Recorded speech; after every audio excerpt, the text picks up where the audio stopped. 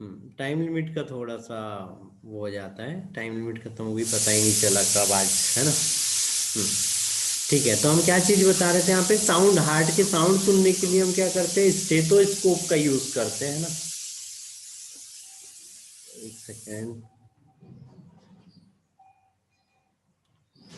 ठीक है, हम यहाँ पे स्टेथोस्कोप का यूज कर रहे हैं ना। दूसरी चीज बताया हमने कि जो साउंड होता है, जो लब साउंड आता है, वो ट्राइकस्पिड वॉल के कारण आता है। ठीक है, कौन ऐड हो रहा है, ऐड हो ही जान दो यार थोड़ा सा। हो गया। तो लब साउंड किसके कारण हो रहा था, ट्राइकस्पिड वॉल का, है ना। और जो बाइकस्पिड वॉल हो रहा है उसके कारण, जबकि जो दूसरा वाला साउंड हो रहा था वो यहाँ पर क्या हो रहा था, जो अर्धचंद्राकार हो रहे थे, जो कहाँ पर प्रेजेंट हो रहे थे, मतलब आर्टरी में, आर्टरी के पास, वो एओर्टा के पास में प्रेजेंट हो रहे थे, उसका साउंड आ रहा था। और ये दोनों साउंड से ही क्या कर सकते हैं हम, हार्ट की बहुत सारी डिसीज वगैरह के बारे में यहाँ पे पता कर सकते हैं, क्योंकि इसका अगर साउंड या रिदम में अगर चेंज हुआ तो हमको पता चल जाएगा कि भाई कहीं पे कोई वॉल में दिक्कत है, कहीं पे कोई कॉन्ट्रैक्शन रिलैक्सेशन में दिक्कत है, कोई ऐसे नोड वगैरह में दिक्कत है, एवी नोड में यहाँ पर दिक्कत हो रही, ये चीज हम आसानी से क्या कर सकते हैं, पता लगा सकते हैं। ठीक है। फिर अगली चीज आ रही है यहाँ पे ये, अब ये वर्ड थोड़ा सा याद रखना, देखो इलेक्ट्रोकार्डियोग्राफ लिखा है ना, मतलब ECG लिखा हुआ है ना, इलेक्ट्रोकार्डियोग्राफ, ये जो ग्राफ होता है ना, यहाँ ये जो दिख रहा है ये क्या है, ECG है। लेकिन जिस मशीन से हम लेते हैं वो क्या कहलाती है, इलेक्ट्रोकार्डियोग्राम, उसके लिए भी यही फॉर्म हो रहा है, ECG, है ना, ECG ही हो रहा। तो मशीन से हम, मशीन को हम बोलते हैं इलेक्ट्रोकार्डियोग्राम, लेकिन जो रिपोर्ट निकलती है वो क्या कहलाती है, यहाँ पे इलेक्ट्रोकार्डियोग्राफ कहलाती है। फिर यहाँ पर ये कि ECG की एक नॉर्मल नॉर्मल वे बनी हुई है कि कब कौन सी वे बनती है, तो इसके बारे में एक सेकंड में तुम लोगों को एक वीडियो दिखाता हूँ फिर से, है ना।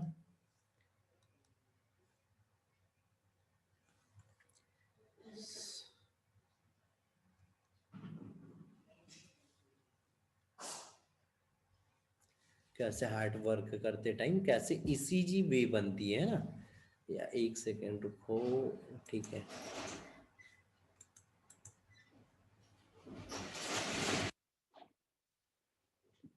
दिख रहा है क्या, वीडियो प्ले हुआ? No sir. अब हो जाएगा। हो गया। हो गया सर। देखो, ये ऐसे नोड है, वी नोड, अब ECG वे कब बनती है, ये जो यहाँ पे दिख रहा है ये क्या है, ECG लीड्स है, मतलब ये जो ECG मशीन है उसकी लीड्स रहती है। तो हम एक यहाँ पे आर्मों पे लगाते हैं, हाथों पे लगाते हैं, पैर पे लगाते हैं, ये यहाँ पे लोअर बॉडी में जो दिख रही है वो यहाँ पर नहीं लगी हुई है, ये कहाँ पर लगी हुई है, पैर पे लगी हुई है, ठीक है। और उसके बाद में 6 लीड हम कहाँ पर लगाते हैं, उसके चेस्ट पर लगाते हैं, जहां पर हार्ट प्रेजेंट रहता है, या यहाँ से ये रिब्स जाती है, तो इस रिब्स के पास से हम ऐसे लगाते हैं उसको, ठीक है। तो ये ECG लीड्स है ना, ECG मशीन से। तो और ये कब बन रही, जब हार्ट के अंदर में कॉन्ट्रैक्शन रिलैक्सेशन हो रहा था, ऐसे नोड एवी नोड यहाँ पे वर्क कर रहे थे, तब यहाँ पे ये ECG फॉर्म हो रहा है ना। और उसी टाइम में क्या हो रहा था, यहाँ पे ब्लड भी आ रहा था, तो ये बन रहा है यहाँ पे, तो दो तरह से बनती है यहाँ पे, है ना। और इसमें रहती है ये PQRST, ये सेगमेंट यहाँ पर बनते हैं ना। अब इनको कैसे हमको प्लेस करना है, तो मिड लाइन के पास से हम इनको प्लेस करते हैं। V3 V4 V6 ये हार्ट के अलग अलग रीजनों को कवर करते रहती है सब, है ना। और ये जो दोनों लीड्स हो गई है, ये आर्म के अंदर में या बॉडी के अंदर में कोई इलेक्ट्रिक अगर कुछ मतलब इम्पल्स वगैरह चल रही है तो वो हमको दिखती है। तो जिसमें 4 क्या रहती है, लिम्स वाली रहती है, जबकि जो 6 रहती है वो क्या रहती है, कार्डियक लीड रहती है, ये लिम्स वाली रहती है ना। इनके भी प्लेस करने की एक पोजीशन रहती है कि कैसे उसको हमको प्लेस करना है। तो उसके लिए राइट साइड में एक लेफ्ट आर्म पे, यहाँ पे ये यहाँ पे दिखा रहा है, शोल्डर पे नहीं रहेंगी, ये यहाँ पे जो हमारी रिस्ट रहेंगी वहां पर रहेंगी। फिर यहाँ पर एक जीरो जीरो रिफ्लेक्स दिखना चाहिए, मतलब जो दोनों आर्म है उस पर्सन को क्या करना है, एकदम सीधा लेटाना है कि ये एकदम लाइन में आए, मतलब इधर अगर हमने आर्मों में भी लगाई है तो क्या होना चाहिए, वैसे यहाँ से सीधे होना चाहिए। जो पैर वाली लीड्स रहती है वो भी कैसी होना चाहिए, एकदम सीधी होना चाहिए, है ना।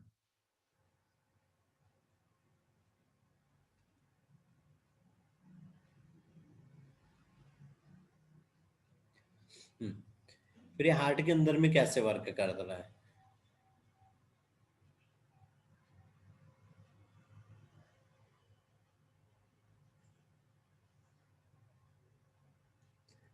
अब देखना, है ना।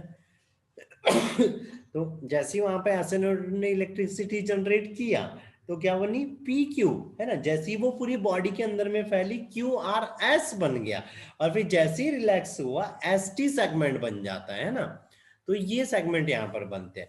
तो इस तरह से क्या होता है, हमको अगर ये ऐसे नॉर्मल बन रहा है, ये वाला बन रहा है P Q R S T वाला सेगमेंट बन रहा है, तो ये क्या रहता है, एकदम नॉर्मल यहाँ पर रहता है ना, कि उसका हार्ट कैसे कर रहा है, नॉर्मल फंक्शन कर रहा है, उसमें कोई एबनॉर्मलिटी वगैरह प्रेजेंट नहीं हो रही, या कोई वहां पर प्रॉब्लम प्रेजेंट नहीं हो रही है ना। अगर कोई भी प्रेजेंट रहेंगी तो ये जो सेगमेंट बन रहे हैं यहाँ पर, इन सेगमेंट्स के अंदर में क्या होना है, फिब्रिलेशन आ जाना है। मतलब ये यहाँ पे पी पी सीक्वेंस कितना बन रहा है, ये इतना यहाँ पर इसमें सीक्वेंस बन रहा है कि भाई ये आया और ये उड़ गया। पता चला कोई प्रॉब्लम होगी, तो कोई प्रॉब्लम होगी तो वो सेगमेंट ऐसे बड़ा बन जाएगा। फिर यहाँ पे क्यू नीचे जा रहा था, ये आर इतना ऊपर जा रहा है, तो ये आर क्या हो गया, जब कोई एबनॉर्मलिटी वगैरह आएंगी तो ये क्यू भी नीचे गिर गया, और ये आर क्या हो गया, और ऊपर चले गया। ये अच्छे से एसएनओड ने इलेक्ट्रिसिटी जनरेट नहीं करी, तो ये आर क्या हो गया, यहीं तक चले गया। और ये एस सेगमेंट क्या होना, ज्यादा नीचे गिर जाना, ये हो गया। ये टी गया, ये टी सेगमेंट ऐसा बहुत ज्यादा बन। तो अलग अलग जगह पे हार्ट में अलग अलग तरह की प्रॉब्लम होंगी। तो ये जो ईसीजी का हमारा जो नॉर्मल सेगमेंट्स है, ये सारे सेगमेंट्स क्या हो जाना है, यहाँ पर चेंज हो जाना है। और ये चेंजेस से ही हमको पता चलता है कि हार्ट के अंदर में क्या चीजें हो रही है, या कहां पर क्या प्रॉब्लम्स आई है। ठीक है, याद रहेंगी इतनी चीजें। हम्म, अरे बेटा याद रहेगा। Yes sir. Yes sir. Yes sir. फिर ये डबल सर्कुलेशन और सिंगल सर्कुलेशन मैंने शुरू में ही समझा दिया था, है ना। फिर भी यहाँ पर एक बार और देख लो, जो लोग लेट आए हैं वो एक बार और देख लो। डबल सर्कुलेशन में ये चीज होती है कि हार्ट में 2 बार यहाँ पर ब्लड आता है, ठीक है। 2 बार ब्लड आ रहा है, एक तो यहाँ से बॉडी से गया, बॉडी से कहाँ पे, लंग्स में गया, लंग्स में फिल्ट्रेशन हुआ, फिर से वो हार्ट में आ गया, और फिर हार्ट से फिर वापस चले गया। तो ये इस तरह से क्या हुआ, 2 बार यहाँ पे ब्लड जब हार्ट में आ रहा है, तो इसको हम क्या बोलते हैं, डबल सर्कुलेशन बोलते हैं। इसमें क्या क्या चीजें हेल्प करती है, तो एक हार्ट रहता है, लंग्स रहते हैं, और यहाँ पर ये सेल रहती है, ये सेल्स हो रही। और किसके थ्रू होता है, तो यहाँ पे ये सीरा रहती है, सीरा मतलब यहाँ पे वेन रहती है, और आर्टरी से क्या होता है, जो ऑक्सीजनेटेड ब्लड होता है वो लाता है। जो वेन रहती है, अब इनका भी स्ट्रक्चर थोड़ा सा देख लो। वेन का स्ट्रक्चर में यहाँ पे जो लेमन हो रहा था वो कैसा हो रहा था, बड़ा हो रहा था, मतलब वेन पतली रहती है, जबकि जो आर्टरी रहती है वो बड़ी मोटी रहती है ना, गहरे कलर की रहती है। और जो आर्टरी रहती है वो बॉडी में डीप में प्रेजेंट होती है, गहराई में उपस्थित होती है, जबकि जो वेन होती है वो बाहर होती है। ये हमको ऐसे ही नॉर्मली बाहर साइड में हमको दिखाई देती है ना, या जो वेन है वो हमको क्लियरली ऐसे ही ऊपर बॉडी के ऊपर में दिखाई दे जाती है ना। जैसे ये अपने हाथ वगैरह पे अपन देखते हैं ना, यहाँ पे ये तो इजी हमको यहाँ पे दिख जाती है वेन, जबकि आर्टरी नहीं दिखती है। आर्टरी क्यों नहीं दिखती, क्योंकि वो अंदर साइड में डीप में प्रेजेंट हो रही थी, इसीलिए हमको आर्टरी नहीं दिखती है। तो ये रहता है डबल सर्कुलेशन। और सिंगल सर्कुलेशन अभी बताया था, जिसमें क्या हो रहा था, एक ही बार हो रहा था, है ना। फिर ये हार्ट से रिलेटेड कुछ यहाँ पर डिसीज हो रही थी, कि कौन कौन सी डिसीज, तो डिसीज में क्या चीज हो रही थी, कि अलग अलग डिसीज हो रही थी। सबसे पहले क्या हो रहा था, हाई ब्लड प्रेशर, या आप यहाँ पे नॉर्मल ब्लड प्रेशर याद रखना। नॉर्मल कितना रहता है, 120/80 mmHg रहता है। यूनिट सहित बताना पड़ेगा हमको, ठीक है। ठीक है, यूनिट सहित बताना पड़ेगा। तो नॉर्मल जो ब्लड प्रेशर रहता है वो 120/80 mmHg रहता है। इसमें यहाँ पे दो तरह से रहता है, एक सिस्टोलिक रहता है और एक डायस्टोलिक रहता है। सिस्टोलिक ये ऊपर वाला क्या हो रहा है, सिस्टोलिक है, जबकि नीचे वाला क्या हो रहा है, डायस्टोलिक है। मतलब जब हार्ट पंप कर रहा, कितना पंप कर रहा है और कितना उसके अंदर में आया, तब जो आर्टरी और वेन है उसके अंदर में कितना प्रेशर रहता है, उसी को हम क्या बोलते हैं, ब्लड प्रेशर, है ना। जब ये ज्यादा चलते रहता है तो उसको क्या बोलते हैं, यहाँ पे हाई ब्लड प्रेशर बोलते हैं, और जब कम रहता है तो उसको क्या बोलते हैं, लो ब्लड प्रेशर या हाँ लो ब्लड प्रेशर बोलते हैं ना। फिर यहाँ पे एक और डिसीज दी है, यहाँ पे ये कोरोनरी आर्टरी डिसीज, इसका फुल फॉर्म याद रखना है, कोरोनरी आर्टरी डिसीज।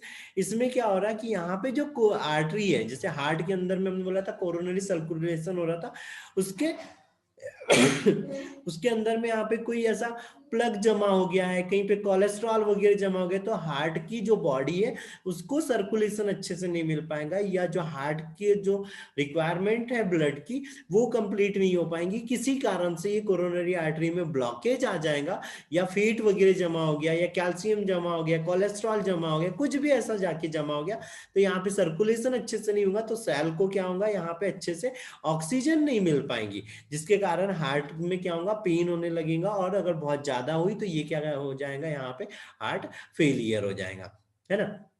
अगली चीज आती है एंजाइना, या इसी को क्या बोलते हैं, एंजाइना प्रेक्टोरिस बोलते हैं। इसमें एक ही वर्ड याद रखो कि जो हार्ट की जो मसल्स है उस तक यहाँ पे ऑक्सीजन नहीं जा पाती है, ऑक्सीजन की कमी हो जाती है, जिसके कारण चेस्ट में क्या होता है, पेन होता है। फिर आता है यहाँ पे हार्ट फेलियर, तो हार्ट फेलियर, हाँ, और इसमें ये एंजाइना में ये चीज होती है कि अगर सर्कुलेशन अच्छे से हो गया, वापस गैस एक्सचेंज अच्छे से होने लग गया, तो ये पेन बंद भी हो जाता है ना। पर अगर बहुत ज्यादा देर तक हो गया तो वो क्या कहलाता है, यहाँ पे एमआई का कहलाता है, मायो कार्डियम इंफ्राक्शन, इंफ्राक्शन, मायोकार्डियन इंफ्राक्शन कहलाता है, या इसको क्या बोलते हैं, एमआई बोलते हैं, कि बहुत ज्यादा सेल्स यहाँ पे डेड हो जाती है।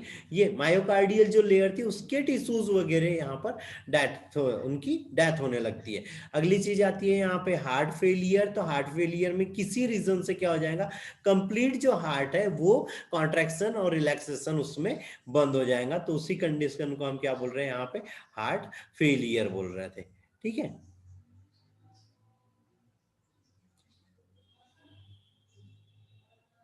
अब और डिसीज है यहाँ पे, और कोई डिसीज बता रहा हूँ, ये डिसीज भी याद रखनी है ना। तो जैसे हार्ट फेलियर हो गया, यहाँ पे हीमोलाइसिस आता है एक, हीमोलाइसिस मतलब ये हीमोलाइसिस, हीमोलाइसिस मतलब ब्लड टूटने लगेगा, आरबीसी या नष्ट होने लगेंगे, है ना। फिर एक आता है यहाँ पे हीमोफीलिया, हीमोफीलिया, हीमोफीलिया में ये चीज होती है कि जो ब्लड रहता है, हमने बोला वो ब्लड क्लॉट होता है, तो ब्लड की क्लॉटिंग की कैपेसिटी यहाँ पर नहीं होती, ये एक जेनेटिक डिसऑर्डर है। जब यहाँ पे 12th वाला पोर्शन आएगा तब हम इसको यहाँ पे देखेंगे। अब हम यहाँ पे 3 वर्ड यहाँ पर देख लेते हैं, 3 वर्ड, ये बहुत अच्छे से याद रखना। सबसे पहले क्या है यहाँ पे, ये टेकी टेकी टेकीकार्डिया, टेकीकार्डिया, टेकीकार्डिया मतलब क्या हो रहा था, हार्ट रेट जो हो रही थी वो इंक्रीज हो जा रही थी, ठीक है। दूसरी चीज आती है यहाँ पे ब्रेडिकार्डिया, ब्रेडिकार्डिया,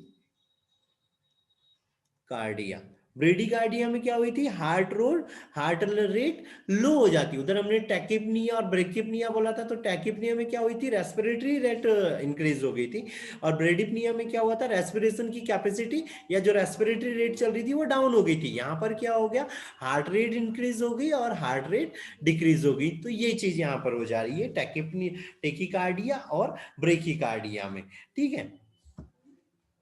तो इतनी चीजें यहाँ पे तुम लोगों को याद रखनी है ना।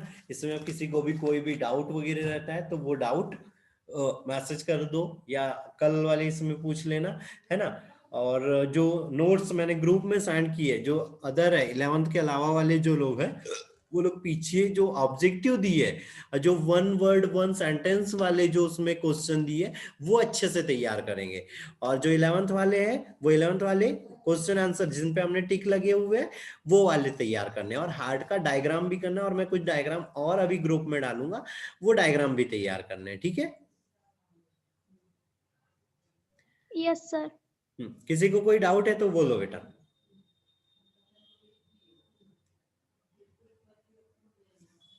अनम्यूट करूं क्या सबको? अब यहां से मैं अनम्यूट नहीं कर सकता, खुद ही अनम्यूट हो और बोलो। बोलो बेटा, कोई डाउट है तो? No sir. नहीं है, ठीक है। डाउट होगा तो वो मैसेज छोड़ देंगे। दूसरी चीज फिर से एक बार बोल रहा हूँ, जो 11th के अलावा अदर वाले हैं वो लोग, वो नोट्स में हमने जो सेंड करे हैं वो, और वो जो बड़े वाले ग्रुप में कुछ ऑब्जेक्टिव चल रहे हैं वो सारे सॉल्व करो, ठीक है। ठीक है, तो फिर बाय, गुड डे बेटा।